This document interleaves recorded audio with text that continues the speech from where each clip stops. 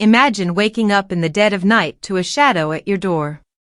The man you raised as your own son, the one you loved like blood, slipping into your room with eyes full of forbidden desire.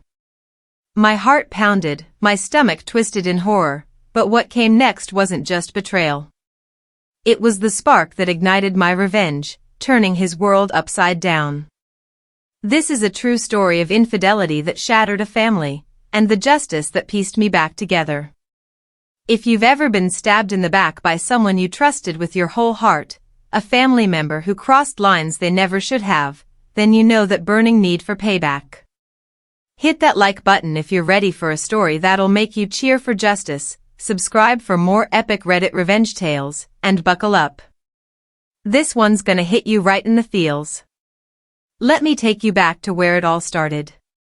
My name's Sarah, or at least, that's what we'll call me for this story. I was 32 when I met Tom, a widower with a wide smile and a 5-year-old boy named Alex. Tom was everything I dreamed of, kind, steady, with that quiet strength that made me feel safe. And Alex? Oh, he stole my heart from day one. Big brown eyes, tousled hair, always clinging to my leg like I was his lifeline. His real mom had passed away when he was just a baby, so I stepped in without a second thought. I changed diapers, kissed scraped knees, cheered at soccer games, and tucked him in every night with stories of brave nights and far-off adventures. "You're my mom now," he'd whisper, and my chest would swell with this warm, unbreakable love.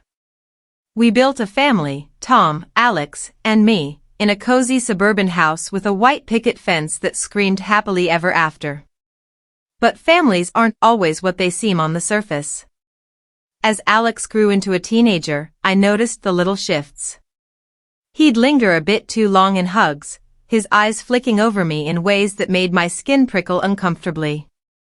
I'd brush it off, he's just a hormonal kid, I'd tell myself, forcing a laugh.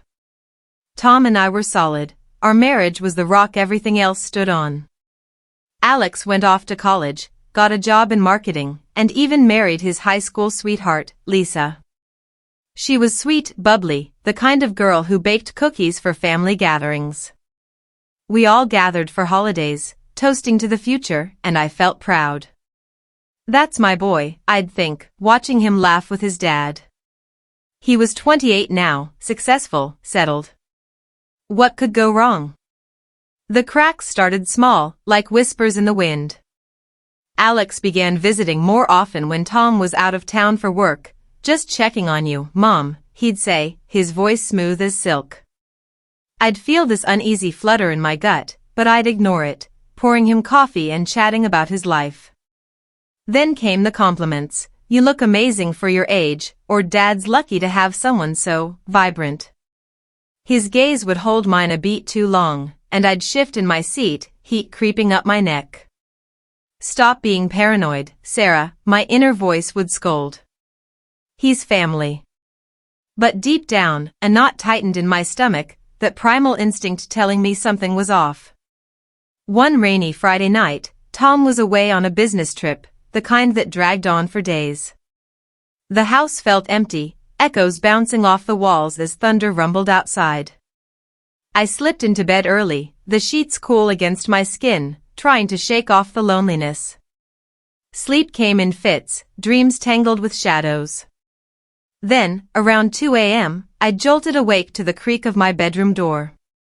My heart hammered in my chest, blood rushing in my ears.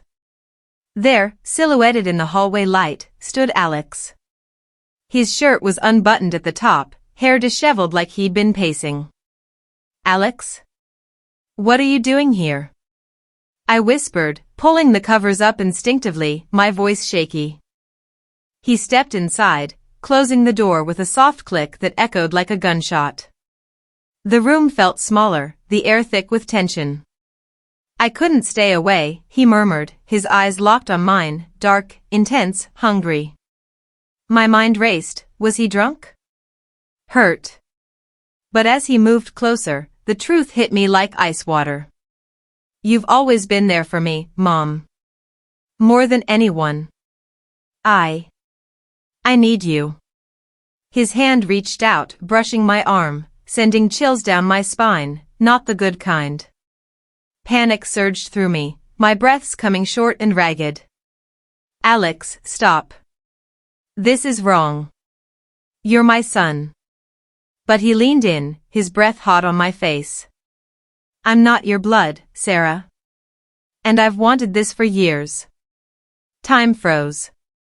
Betrayal crashed over me like a wave. This boy I'd raised, sacrificed for, loved unconditionally, now twisting that bond into something sick and selfish. My stomach churned, bile rising in my throat. Get out, I hissed, shoving him back, my hands trembling. He paused, surprise flickering in his eyes, but then he smirked, that arrogant, entitled curl of his lip that made my blood boil. You know you feel it too. Dad doesn't appreciate you like I do. His words stabbed deep, stirring up every insecurity I'd buried, the late nights Tom worked, the growing distance in our marriage. But this? This was a violation, a desecration of everything sacred. I grabbed my phone from the nightstand, fingers fumbling, and dialed Tom. Alex's face paled as he backed away. You wouldn't, he snarled, but I already had. That night shattered me. Tears streamed down my face as I locked the door behind him, my body shaking with sobs. How could he, my mind screamed. The boy I'd bandaged and comforted, now an antagonist in my own home, manipulative, obsessed, willing to betray his father, his wife, and me for his twisted desires.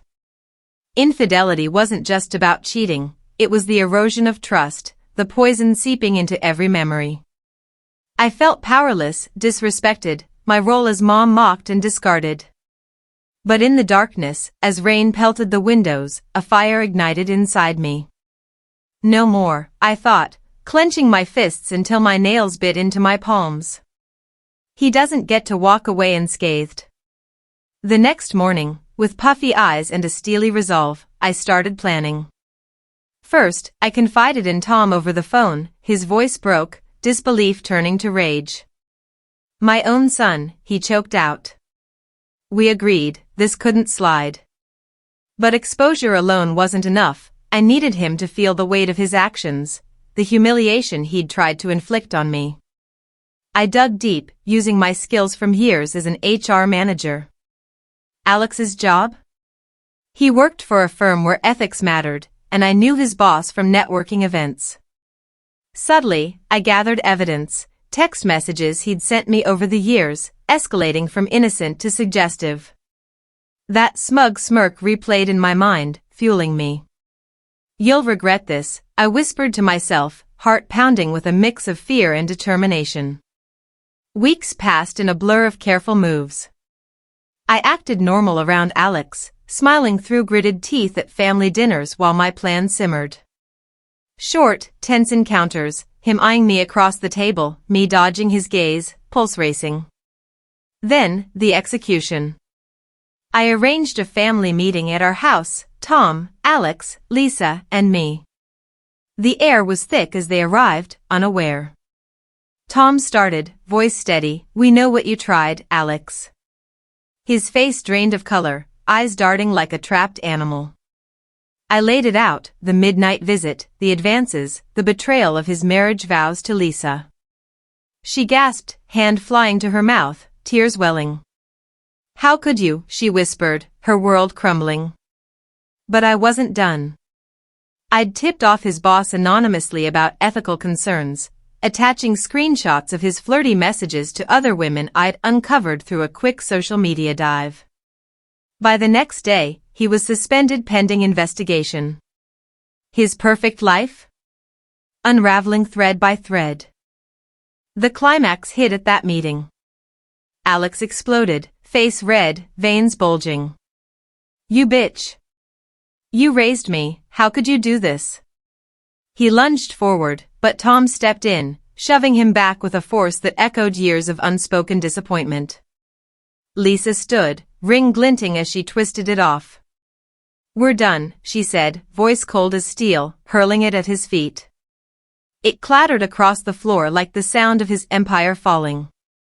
He stormed out, humiliated, alone, the entitled predator reduced to a whimpering mess. Relief washed over me like a cool breeze after a storm. My shoulders unclenched, tears of triumph stinging my eyes. Validation surged through me. I wasn't powerless. Justice tasted sweet, sharp, empowering. He wasn't my son anymore, just a stranger who'd learned the hard way that betrayal has consequences. Karma doesn't always come quick, but when it does, it's a reminder: respect the bonds you build, or watch them burn you. This story isn't just about revenge, it's about reclaiming your power when the world tries to strip it away. What do you think? Was justice served? If this tale of betrayal and epic payback gave you that satisfying rush, smash that like button and drop a comment. What's the wildest revenge story from your life? Have you ever turned the tables on a backstabber? Subscribe now for more Reddit revenge that hits hard, and turn on notifications so you never miss out. Thanks for watching. Stay strong out there.